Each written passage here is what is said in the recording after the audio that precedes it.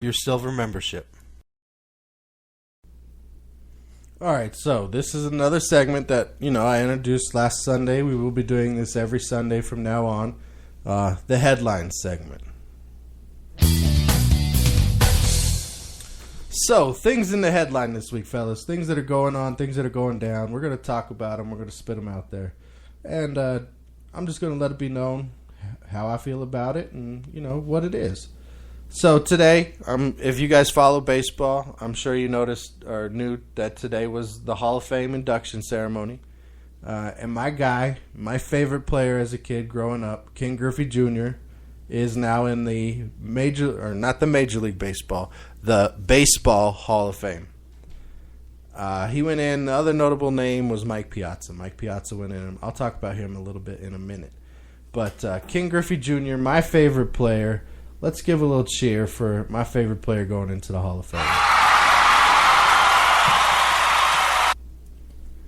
Now, this is a guy, King Griffey Jr., we all know, if you grew up watching baseball in the 90s, if you're a baseball fanatic, fan, just somebody who loves the game, you know who King Griffey Jr. is. He was baseball in the 90s. He personified what you wanted an athlete to be, and he made baseball what it was, really. It's going to go down as the steroid era, the 90s will, I'm sure, and into the early 2000s. But baseball was made by King Griffey Jr. He brought the fun to the game in the 90s. When the strike season happened, baseball came back in 95 strong because of basically the Seattle Mariners and that amazing playoff run and him coming around third base and sliding into home to knock the Yankees out of the playoffs that year. I can remember watching that game. I can remember Jay Bruner and Edgar Martinez, and I remember when they got Alex Rodriguez and Randy Johnson. I was a Seattle fan. I loved watching that team play baseball, and most of it was due to King Griffey Jr., the way he flew around the field. I can remember watching the game when he climbed the wall and broke his ankle. I can remember watching the game when the mascot was on rollerblades and got dragged into the outfield wall and broke his leg, and Griffey was out there. And I wish I would have got to see Griffey play with that team. The times they came and played with the Rockies, he either didn't play or I didn't go to those games. I did see Seattle play the Rockies, but Griffey did not play in that game. I finally did get to see Griffey play the first game when the Reds came here after he had signed with Cincinnati and went back home and basically fulfilled all his baseball needs but a championship at that point. To me, his name was never brought up in any of the steroid, HGH, any of that conversation. He was a pure hitter, and I've talked about that on the show. His swing was just pretty. It was similar to Darryl Strawberry. We talked about it with Doc and Darryl, the 30-30 from ESPN. They just had that simple swing that just made contact, and they could put the ball all over the field. He didn't try to hit home runs. His swing just created them. And I loved watching him hit the ball. I enjoyed watching him hit the ball. I enjoyed watching him play center field, all up until his days in Cincinnati, where it just looked like even though he had gotten home, he wasn't happy. Almost like there was too much pressure and he couldn't just be fun Griffey. All kinds of reports came out about him around that time that he wasn't putting in the effort, that he had gotten overweight, and he had leg injuries, knee injuries, that really changed the second half of his career, or we wouldn't be having so much negative opinions about Barry Bonds and what he did, based on what, in my opinion, a majority of players were doing. But you got to single out the stars and the people who will sell magazines and papers, and who can be a villain and who can't based on social structure. We wouldn't be having that conversation at all had Griffey stayed healthy, in my opinion, or even stayed in Seattle. Because remember, after he left Cincinnati, he went to Chicago for a little bit, and then he signed on with Seattle to retire. Had he stayed in Seattle and Seattle been able to figure out how to work a couple deals to keep guys in town, to keep a Randy Johnson in town, had A-Rod not, and the Rangers not made that ridiculous $200 million contract and he not left town, Seattle had a chance. Griffey had a chance to win that championship up there. And, I mean, he finished his career with 630 home runs. And that's after the last half of his career really just being injured and not playing a lot. He missed half or most of like 3 or 4 seasons in a row towards the end of his career, and especially most of his time in Cincinnati, just being injured. And he wasn't the same center fielder anymore. And I think with the White Sox, they actually played him in right field. And that's not how I'm going to remember him. I'm going to remember the big smile. I'm going to remember him wearing his hat backwards and the old-timers not liking that. I'm going to remember him making diving catch after diving catch after basket catch after basket catch. I'm going to remember him in the strike-shortened season and Matt Williams hitting 40-something home runs by the time the season was over in the middle of August. I mean, they had a chance. Both of them had a chance to break the home run record. And again, we wouldn't have been talking about a Barry Bonds asterisk if that's how your stance is about it. Personally, hey, if the pitchers were doing it and the fielders are doing it and the hitters are doing it, that's pretty level playing field. Were 100% of them doing it? No. Were enough of them doing it that it shouldn't have been the story that it was? Probably. But when there's that much money involved and fans feel like somehow they've been cheated, which, I mean, they would continue to play these games if we didn't show up. Baseball was played before fans were filling stadiums. You know, we wouldn't be having a lot of these conversations again. But he was hurt. His numbers are still staggering. He was still drafted very young, 19 years old. He was able to play with his father. And he's just a great guy. He if you guys remember, he had a candy bar named after him. He was on The Simpsons. We talked about that a couple days ago. And his favorite player, I don't know if you guys remember this. There was I think it was Upper Deck put out a series of cards, and it was players and who their favorite player was.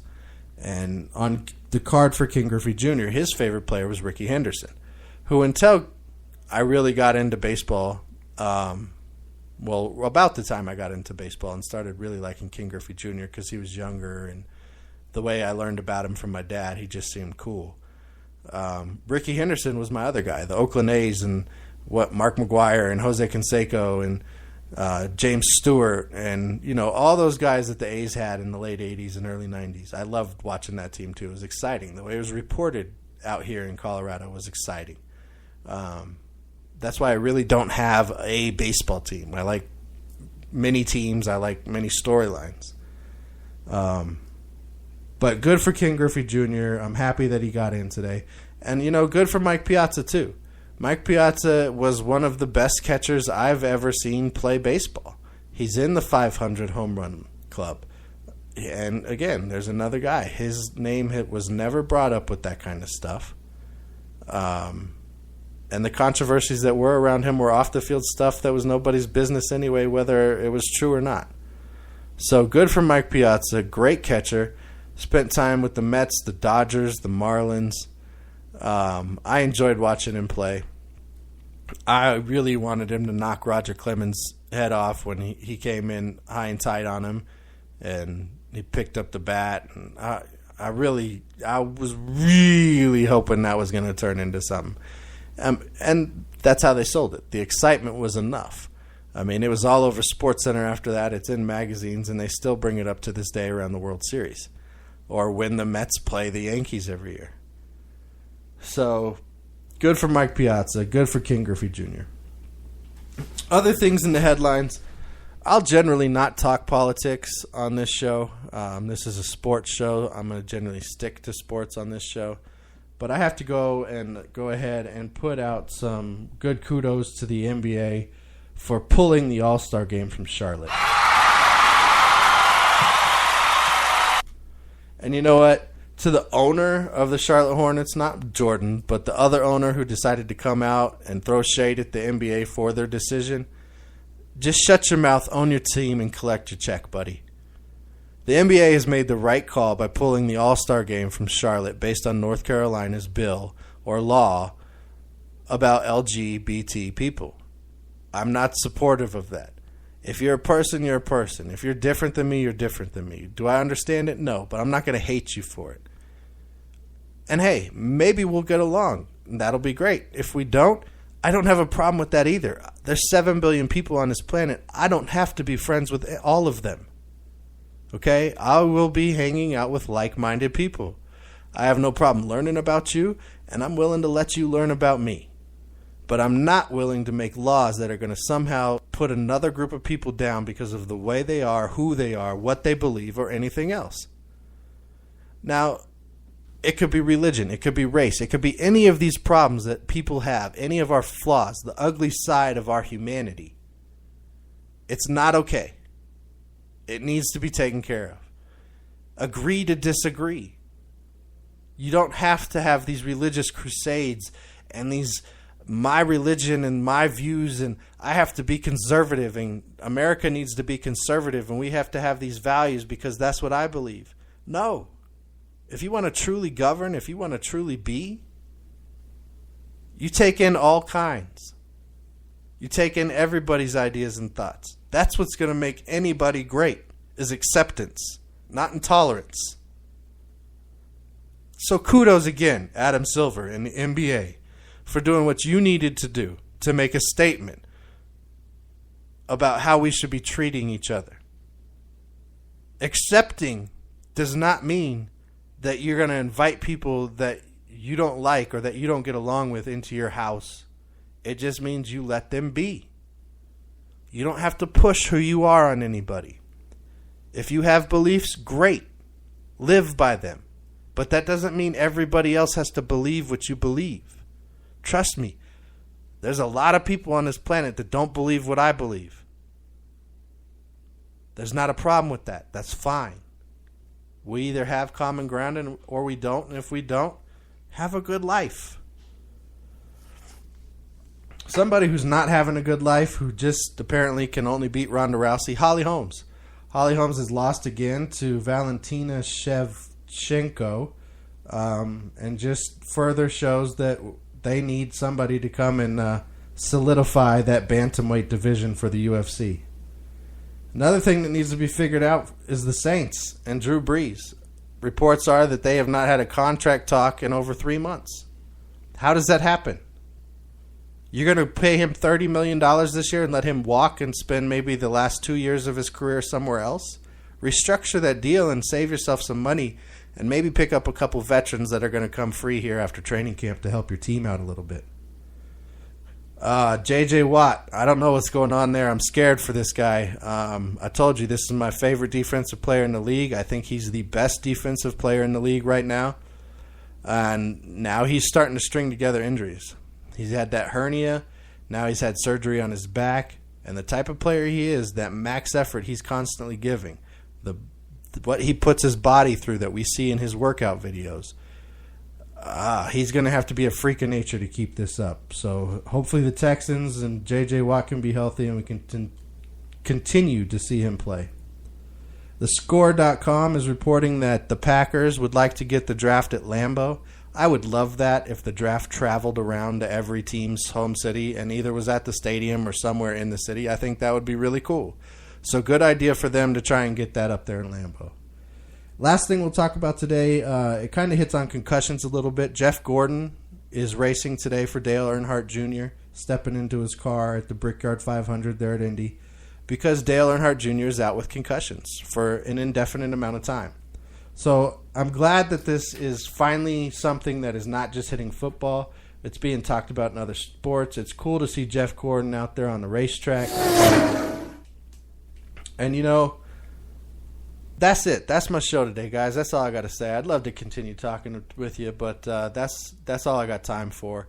So I want to thank thedirtcannon.com for being the official fantasy partner of Real Deal Sports Talk with KP. I want to thank you guys for listening. And until next time, everybody, just be real.